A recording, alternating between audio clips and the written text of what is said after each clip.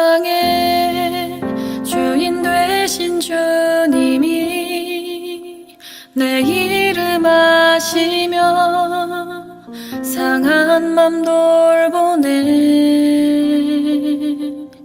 어둠을 밝히시는 새벽별 방황하는 내 맘 주의 길 비추시네.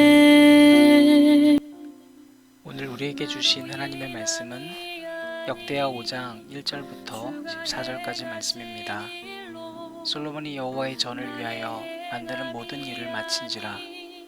이에 솔로몬이 그의 아버지 다윗이 드리는 과 금과 모든 기구를 가져다가 하나님의 전 곳간에 두었더라.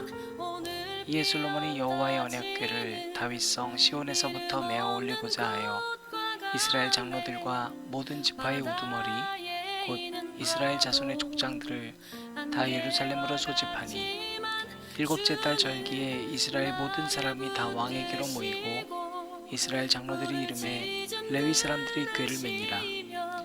궤와 회막과 장막 안에 모든 거룩한 기구를 메고 올라가되 레위인 제사장들이 그것들을 메고 올라가매 솔로몬 왕과 그 앞에 모인 모든 이스라엘 회중이 궤 앞에서 양과 소로 제사를 드렸으니 그 수가 많아 기록할 수도 없고 셀 수도 없었더라.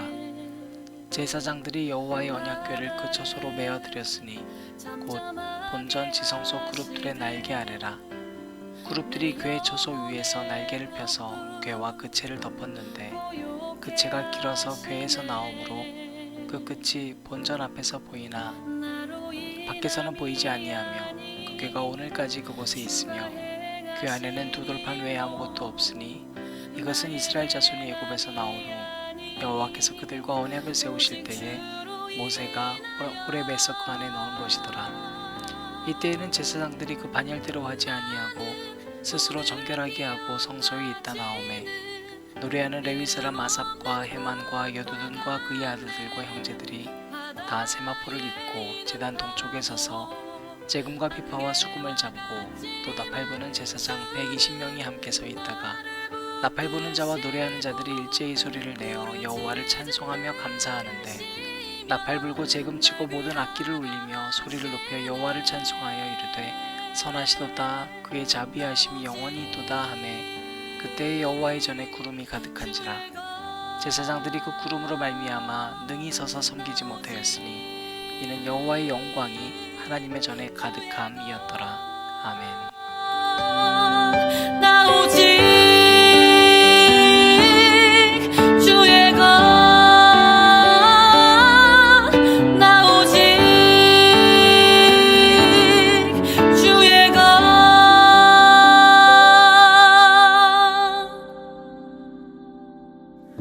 나는 오늘 피었다 지는 이름 없는 꽃과 같네. 바다에 있는 파도 안개와 같지만 주는 나를 붙드시고 부르짖음 들으시며 날 귀하다 하시네.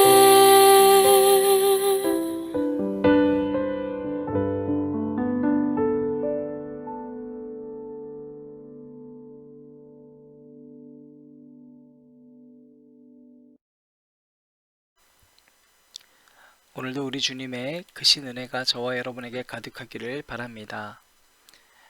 우리 어제부터 수요 예배가 모이는 예배로 회복되었습니다. 아직 많이 나오진 않으시지만 또 온라인으로도 함께 우리가 하고 있습니다. 우리가 약 2달 전에 모이는 예배가 회복됐을 때도 베레스 우사의 예배, 그러니까 설교 없이 말씀만으로 정독하는 예배를 드렸었는데요. 또 2달 정도 지나고 나서 우리가 이제 1단계로 풀려서 정독 예배를 다시 하고 보니까 또 베레스 우사 예배였어요. 많이 느끼는 거지만 그래 하나님께서 주인 되어야 하는 것이구나, 말씀이 우리를 견인해야 되는 것이구나 라는 걸 느낍니다. 여러분 드라마나 영화에서도요, 아무리 캐릭터가 많아도 주인공이 있어야 되거든요. 주인공이 없으면 캐릭터가 난잡해지고 그러면 시나리오는 엉키게 되고 엉망이 되죠. 여러분 주인공 없는 드라마 없습니다. 그런데 만약에 주인공이 있는데 그 주인공을 엑스트라가 조연이 갑자기 내가 주인공 안 시켜준다고 막 난리가 나면 그 드라마나 영화는 그냥 전체가 다 망가지는 것이죠. 여러분 이 얘기를 왜 하냐면 우리 인생의 주인이 너무나 분명하거든요. 우리는 예수 그리스도를 우리 주인으로 모시고 살아야 합니다. 그런데 우리는 내가 주인공 되고 싶어 하는 병이 있어요. 그게 우리 죄 때문이에요. 우리 죄 때문입니다. 욕심이라는 게 뭐예요? 여러분 내가 갖고 싶은 거거든요. 내가 갖고 싶다는 것은 다시 말하면 타인을 지우고 내가 드러나고 싶은 겁니다. 이게 우리의 죄성입니다. 이건 늘 드러납니다. 예수님 믿었다고 이게 아예 없어지는 게 아니라 여러분 우리 수시로 드러나게 되어 있습니다. 우리가 여러분 솔로몬 사역을 보면서 솔로몬이 어떠한 인물인지를 보고 있습니다. 반면교사 삼기 위해서 지금까지 여러분이 들었던 해석과는 좀 다른 그러한 해석들을 여러분이 접하고 있죠. 솔로몬은 굉장히 자기 계획으로 철저한 사람이었음을 우리가 어제까지 내용을 통해서 알 수 있었습니다. 그는 굉장히 규모를 중요시하기도 했고 또 사람들을 섭외를 잘하는 그런 외교적 능력도 탁월했습니다. 그런데 오늘 말씀 13절 14절 말씀을 보면 나팔 부는 자와 노래하는 자들이 일제히 소리를 내어 여호와를 찬송하며 감사하는데 나팔 불고 재금치고 모든 악기를 울리며 소리를 높여 여호와를 찬송하여 이르되 선하시도다 그의 자비하심이 영원히 있도다 하매 그때 여호와의 전에 구름이 가득한지라. 여러분 성전 짓는 걸 다 마치고 사람들이 찬양하기 시작했습니다. 그리고 나팔 불고 재금치고 아주 막 웅장한 찬양 소리가 들렸습니다. 그때 여호와의 전에 구름이 가득해졌습니다. 14절 말씀이 중요합니다. 제사장들이 그 구름으로 말미암아 능히 서서 섬기지 못하였으니. 여러분 이게 무슨 말일까요? 갑자기 제사장들이요 하나님 막 찬양하다가 휘청거린 거예요. 그리고 뭔가 섬기지 못했다라고 이 성경이 기록하고 있는 것에 우리는 주목해야 됩니다. 구름이 가득해가지고 뭔가 장관을 이루는 것으로만 끝난 게 아니라 지금 이 성전의 가장 핵심적인 역할을 감당해야 되는 제사장들이 구름이 가득해지니까 서서 섬기지 못할 정도가 됐다는 거예요. 그 이유가 뭔가 14절 하반절입니다. 이는 여호와의 영광이 하나님의 전에 가득함이었더라. 여러분 성전의 주인이 누구여야 하는지를 분명히 얘기해주고 있는 겁니다. 지금 아무리 아름답고 화려한 성전, 정말로 어마어마한 많은 사람들이 들어가서 만들어진 이 성전의 주인이 하나님이라는 겁니다. 그런데 여러분 하나님이 보이는 존재가 아니었습니다.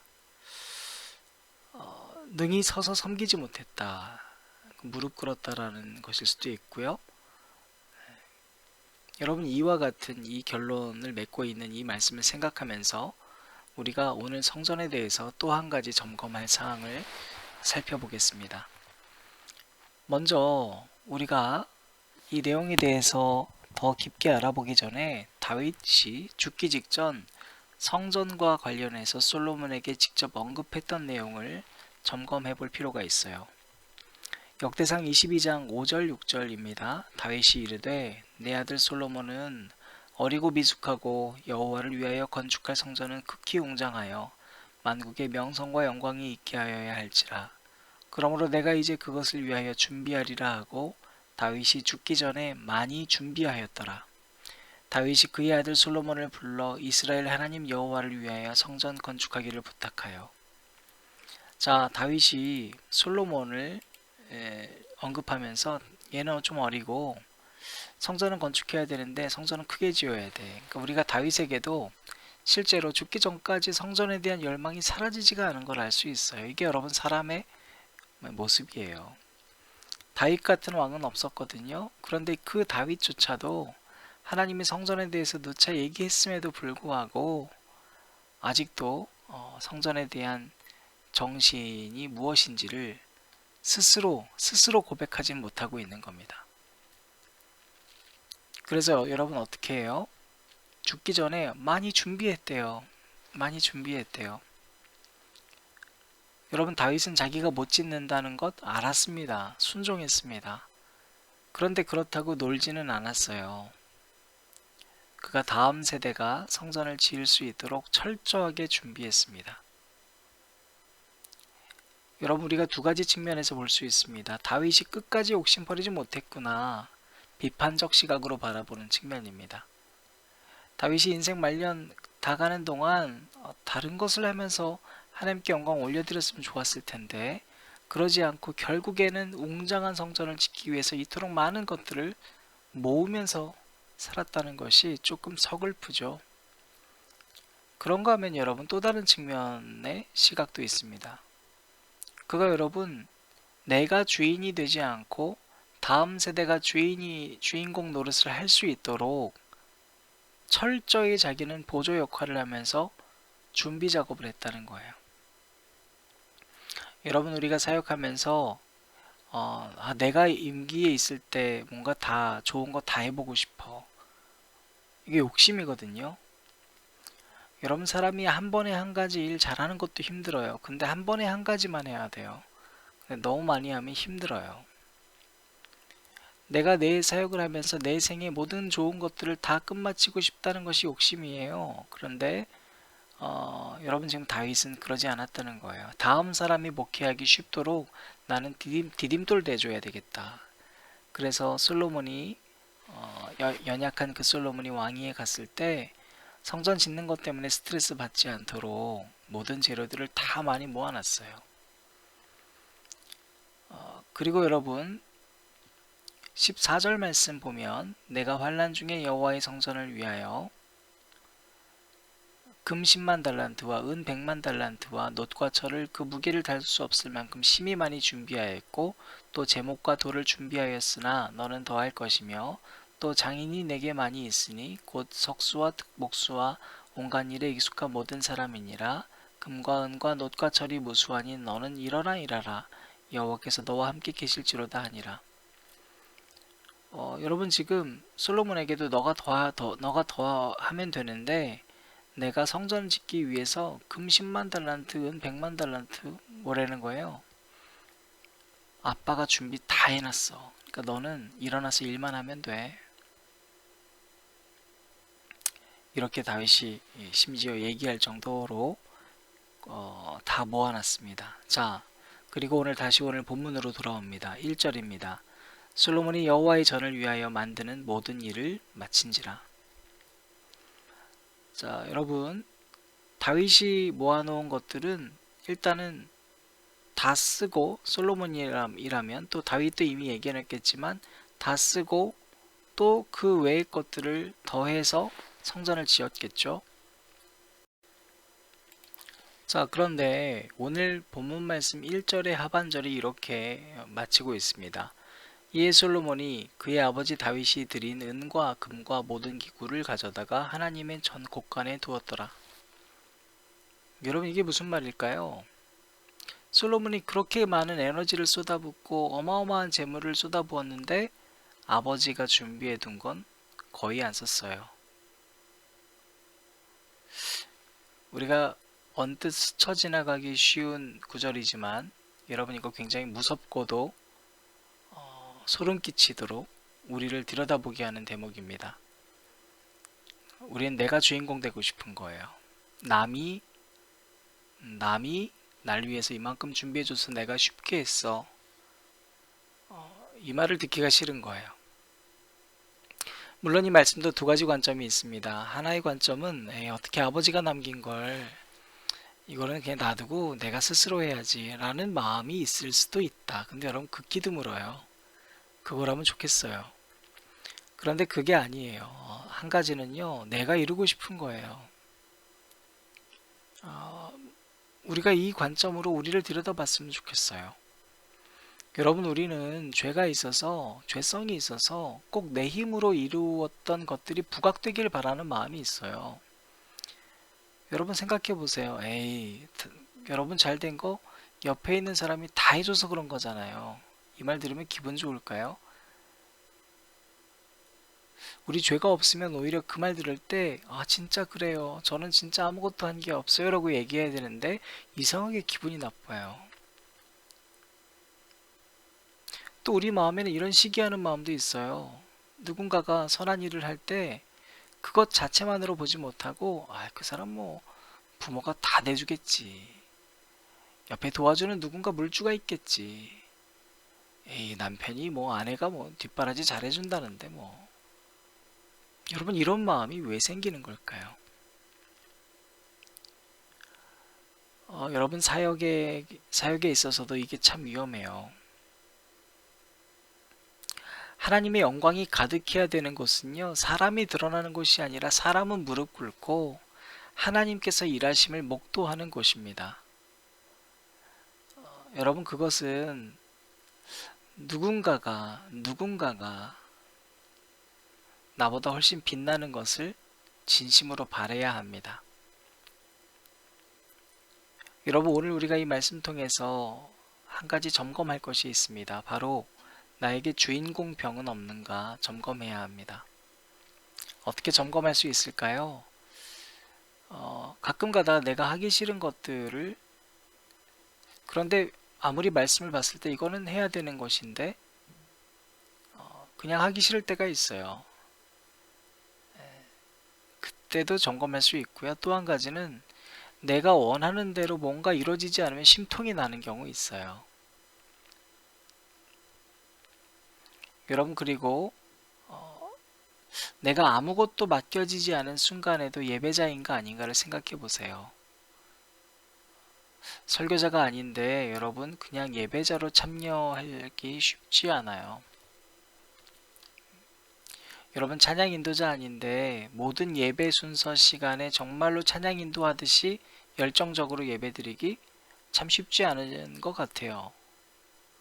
찬양 인도자들을 보면 그래요. 많이 느껴요. 집회하러 다니면서. 찬양 인도팀이 기도 시간에 우르르 빠져나가는 것 봤어요. 많이 봤어요. 대부분 그렇게 가르치더라고요. 예배 전체 시간에 방해되면 안 되니까 찬양 인도하고 기도 시간에 나가라고.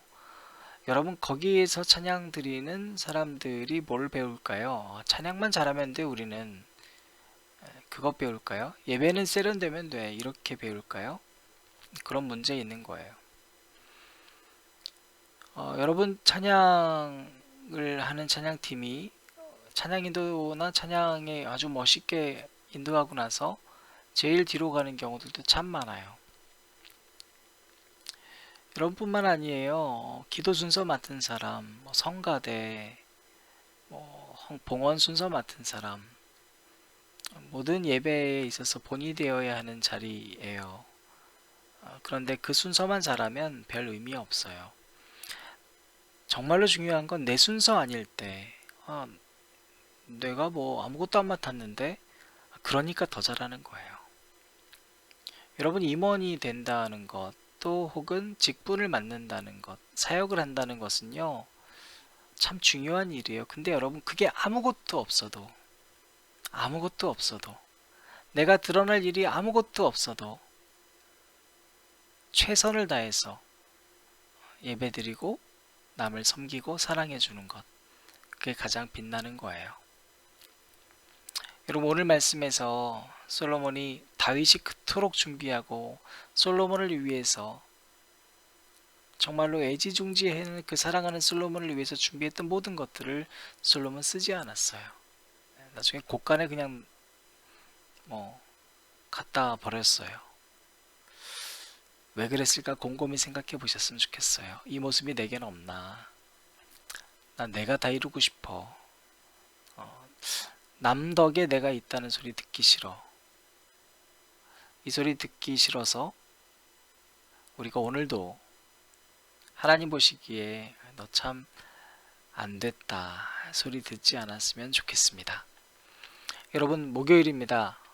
힘차게 우리 일어나서 오늘도 주님께 영광되는 하루를 살아가시기를 주님의 이름으로 축원합니다. 오늘 마지막 찬양은요, 나의 왕 이끄시는 대로라는 찬양이에요. 여러분, 우리의 왕 대신 그분이 이끄시는 대로 한번 살아봤으면 좋겠어요. 순종하면서.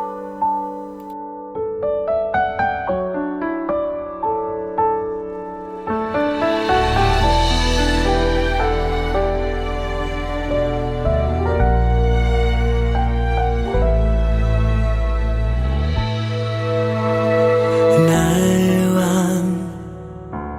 이끄시는 대로 나의 왕 이끄시는 대로 선하고 신실하신 아버지 부르심 따라 나의 왕 이끄시는 대로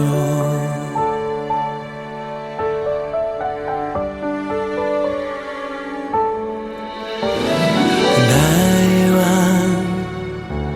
이끄시는 대로 나의 왕 이끄시는 대로 선하고 신실하신 아버지 부르심 따라 나의 왕 이끄시는 대로 주의 나라와 그분의 뜻이 온 땅 가득히 이르기까지 주의 영으로 여기 채우사 나를 보내소서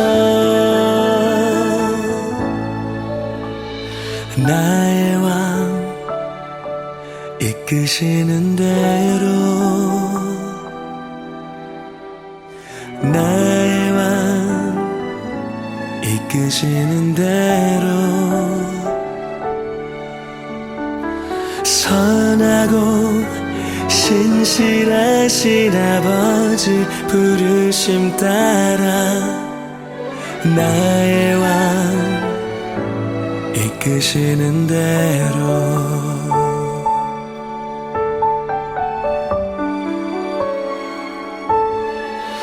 주의 나라와 그분의 뜻이 온 땅 가득히 이르기까지 주의 영으로 여기 채우사 나를 보내소서 주의 나라와 그분의 뜻이 온 땅 가득히 이르기까지 주의 영으로 여기 채우사 나를 보내소서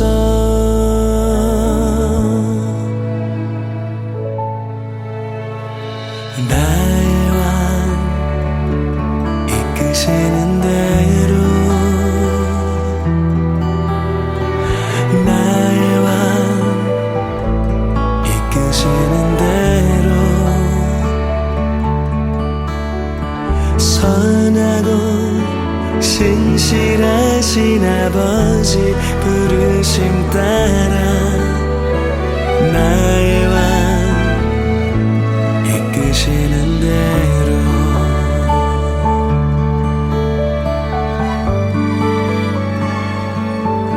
이끄시는 대로